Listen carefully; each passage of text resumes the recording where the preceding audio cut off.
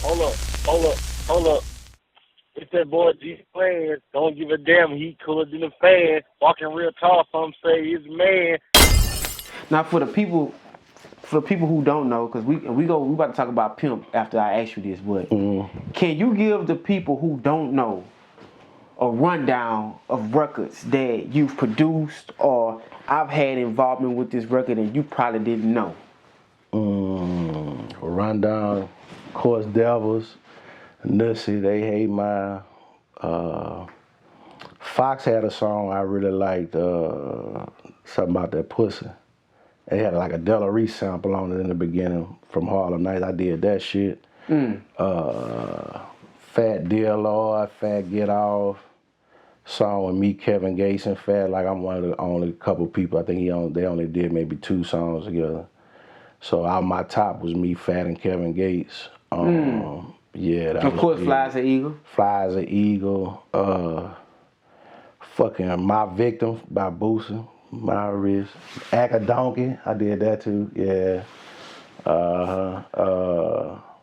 Mr. Big Shot. It was like an Isley Brothers sample for Boosie. I did that, mother. It's so much shit though. I probably did over 50 records for dude just on some mixtape shit. Because it was a time he stopped recording for Trill. And they had to go get that nigga and they had to pay him to even, that's how the Superbad album came out. Because he stopped recording in between that time. We had dropped a bunch of mixtapes in that little era. The Leak came out. I did like half the songs on the Leak.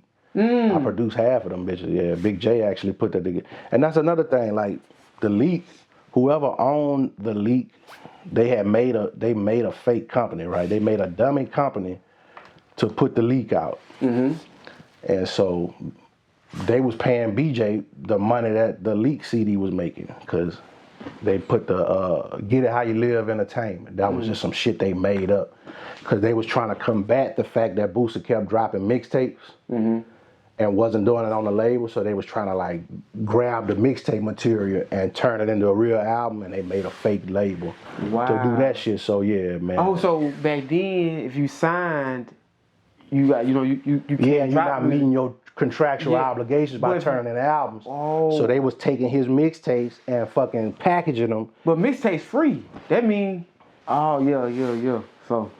And he was over to Get It How You Live entertainment. And that's who they dropped that shit under. So he followed like that Wayne method and DJ Drama, like how they was putting out mixtapes. Well, they was doing that because he wasn't turning no music into them. So they was like, all right, bitch, we got you. So you know what I'm saying? And I've even seen him say personally in interviews that he ain't make no money with Trill. Boo? Yeah. Boo ain't gonna make no money on Trill? Nigga help build that bitch? I mean, come on, bro. We can't, I'm not finna keep acting like a nigga a hero and they doing scumbag shit. And the thing is, bro, if I was to see TML today, I'm open for a conversation, but I'm also open to getting my check at the end of that conversation. Cause hey, you could have been tripping, or y'all could have been not knowing what was up or whatever. But now that you know what's up for sure, nigga, you done heard me say it 50 million times, you know you fucked up. Fix it. Birdman said the same thing. Well, Wayne. Yeah, Birdman, yeah. He said, man, some stuff I didn't know. I had to apologize to Wayne, and we made it right. You know what And I'm whether saying? that was the truth or not, the fact that he made it right, that's in the bag now. Yeah, I mean, him and Wayne was just in the studio. Like, I know. 2 weeks ago. That's what I'm saying though. Like he took that step. Yeah, he said, You know what I'm saying, to fix it. So I mean, fuck. If a nigga, and then it's like this. If a nigga feel like I ain't worth paying or I ain't worth fixing shit for, then fuck you too. And that's how that go with anybody. If anybody don't want to see me eat or see me win, man, you can't be around me. Don't mention my name. Don't act like you fuck with me. No, none of that shit. You know what I'm saying? Because, like, I notice, man, it takes a certain level of tenacity to be fucking resilient and determined. And it's like, if people can knock you off your fucking pivot, oh, man, they got you beat. They will, bro. They will. Now, this one, I want to get this out the way. I recently interviewed a guy from Mississippi. His name 2K. Cool guy. I've been knowing him for a little while. Now, during this interview, he gave his opinion on Pimp C. Now, mid-interview, when he said it, I almost stopped the camera. But I had to realize what I was doing in a split second and say, right, because you gotta let him have the opportunity. you know, I gotta let him say this is his opinion. So right. I was hot about that one too. I'm pretty sure you would, but see, like, I sat on that clip for a little while. I said, man, when I put this out, people gonna go crazy. It went crazy, like it went crazy bananas. But this was his opinion. Now, you just mentioned in this interview that Pimp C was one of your favorite artists he's to my work favorite. with. He's my absolute favorite, actually. I mean, his face even out there. Yeah. You know what I'm saying? And it's more so because of the production even and how Pimp took the game so serious. Like, man, Pimp used to get work done every day regardless of what was going on. He had to hit the studio. And so just me knowing the musical contributions and the production, Pimp the nigga who got niggas putting organs in they fucking rap beats and putting hand claps in they rap beats. Niggas wasn't doing that. A lot of shit was heavy snare driven before Pimp C era.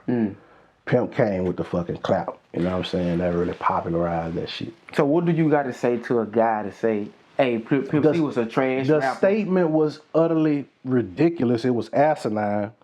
And somebody that contributed so, not only did he say Pimp C, but he said 3,000 too.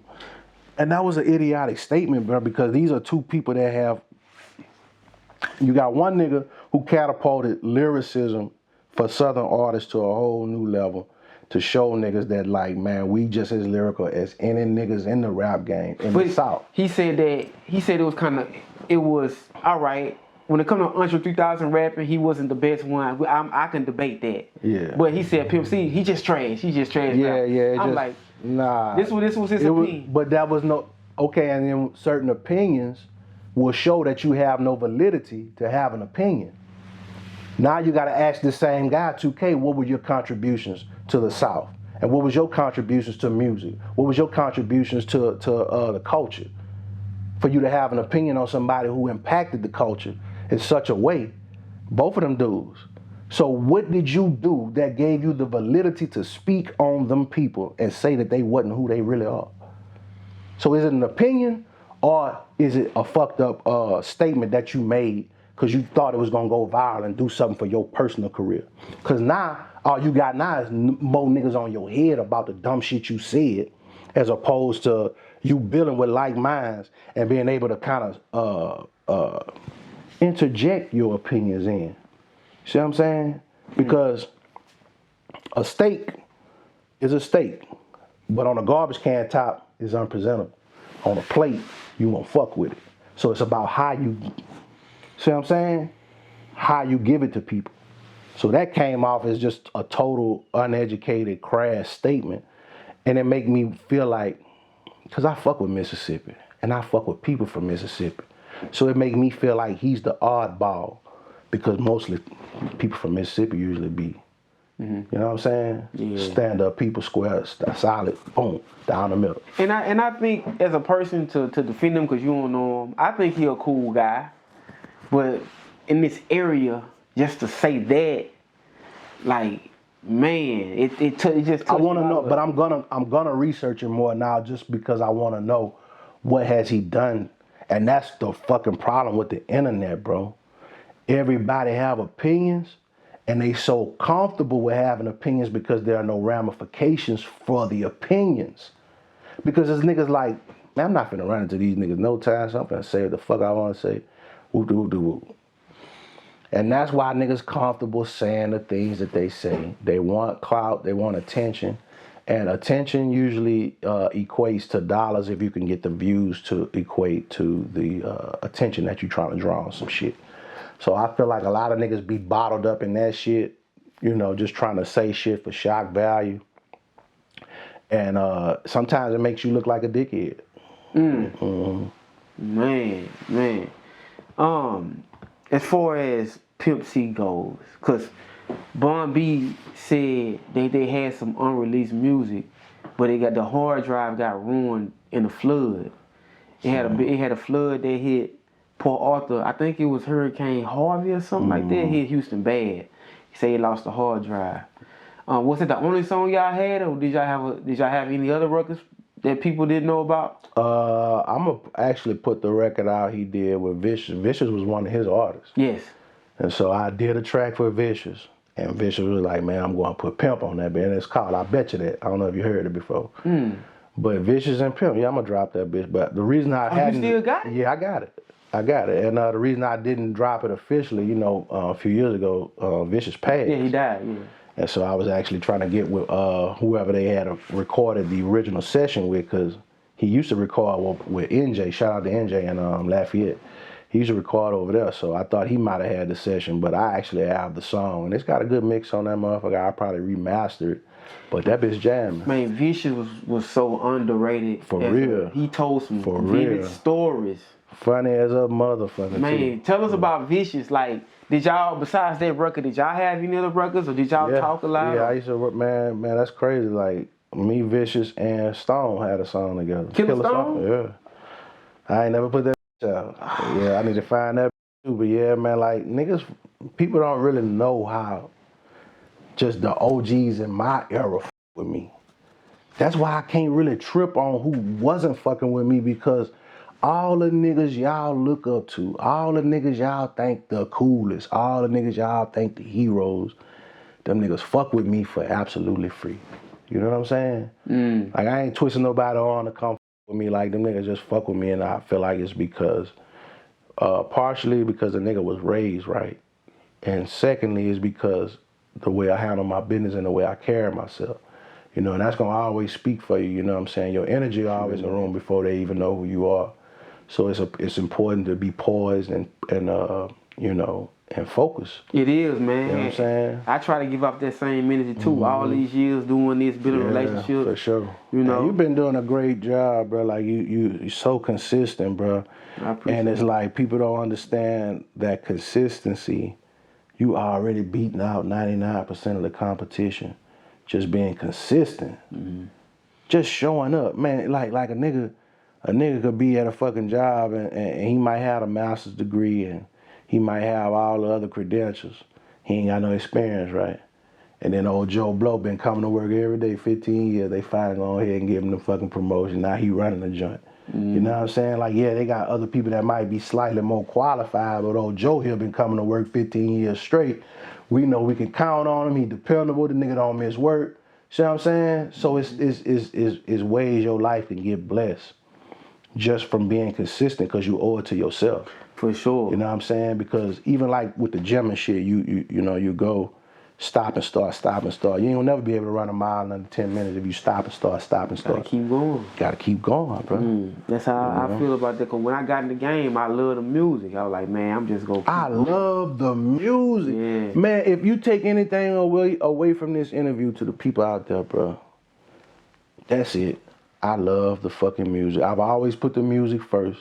While niggas doing bad business and running off on beats and doing all that, I never care about nothing but the music. Any nigga I work with, I want to pull the best out you. I want you to sound the best, because I get a kick out of making other motherfuckers successful. I could never be a hater, because my whole career has been about catapulting other people. See what I'm saying? So all I want to do is make great music. When I'm done, I want motherfuckers to say, man, that nigga was one of the coldest to ever fucking do it. That's why I'm in this bitch 16, 17 hours a day sometimes. 3-4 days straight at a time. You know what I'm saying? Like, it don't stop, bro. Like, I love the music, bro. That's it. Yeah, I mean, and then like I'm driving, I'm catching flights, I'm fucking right. I'm doing it all just trying to because of the music. You know what I'm saying? But you wouldn't continue had you not seen growth periodically over time. For sure. For sure. Success is addictive. When you see that you set out to do one or two things and you accomplish it, be like, damn, I did that. So now I'm about to whoop, whoop, whoop. Yeah, bro, give me whoop, whoop, whoop. You know what I'm saying? And it just, you knocking shit out. You proving to yourself that you are who you said you are, and you was gonna do what you said you was gonna do. And that's why I can't fuck with people who don't believe I am who I am, because I've showed it over time. Boom, boom, boom. You see it keep growing. But it's like it'll hurt a motherfucker to commend you where they know you excelled at, because maybe they haven't excelled. You see what I'm saying? Yeah. And it's so easy to sit on the sideline and ridicule others when you're not even trying. You don't have enough to do. You're not busy. That's why you see what everybody doing and ain't doing, because you don't have your own business going on. Mm-hmm. So once motherfuckers realize that, look, man, I got too much time. If I could watch all this shit and woo-woo and do all that, man, I got too much time on my hand. I got to do X, Y, and Z. You got to find something to do. You know what I'm saying? But that's one thing, too. Some people don't have their own thing. Mm-hmm. You know, you got your own thing. Some of them go to a job, and that's cool. And that be it. It's not like you doing T-shirts or you drawing, painting, whatever, an extra hobby that you can call yours. And that's what I think people be saying, oh, he doing that or whatever. Right. You know, I feel like even well-paid jobs, man, well-paid jobs even aren't enough for people to uphold in this economy, right? But a well-paid job, they trick you into the illusion of being well-paid, so you depend on the job. But it's paying you to forget your dreams and aspirations that you really wanted to be a part of. But you ain't gonna do that if you're gonna come over here and make a couple dollars more than what you think is good money, you know what I'm saying? And so even people with jobs, I want y'all to realize that your job is to satisfy you. Your job is to make sure you are happy. So even if you got a 40-hour-a-week job, come home, work on that other shit you've been putting off that you know you want to do for yourself. Yes. Because that's where it starts, because you'll look up and realize 10 years went by, you done gave this job 10 years and they fire your ass. And you could have been putting 10 years into something where you could have, okay, I got fired. I got this shit going on anyway. You know what I'm saying? And it's yours. And it's like, man, people will make fun of you for trying to work on some shit like building a podcast or trying to have a rap career or being a producer. They'll make fun of that shit. But they won't make fun of a nigga who been in fucking college for 8 years for a 4-year degree. They won't make fun of a motherfucker who been on a job 10 years and you still making $725, but you go to work. So people are taught to be stagnant and they're taught to be complacent. The minute you feel complacent, no growth is gonna come from complacency. So you gotta exceed your own expectations and even step it up a notch past what you thought you could do for yourself. See what I'm saying? Because that complacency will rob you every time of getting to that point that you're trying to reach. Oh, it will. For and sure. then once you get focused, a distraction might come, or this chick might want to try to do this or Real whatever. talk. So it be a lot. It be a lot, man. That's why I'm on that attract shit. Like, it's gonna align with my purpose. If it don't align with my purpose, or the people don't align with my purpose, I just make light. You know what I'm saying? I'm gonna get light on you because I seen this show before. I know how it turned out, and all it's gonna do is build resentment to somebody that you know you let get in the way. You know what I'm saying? So everything start with you, man. Everything start with you.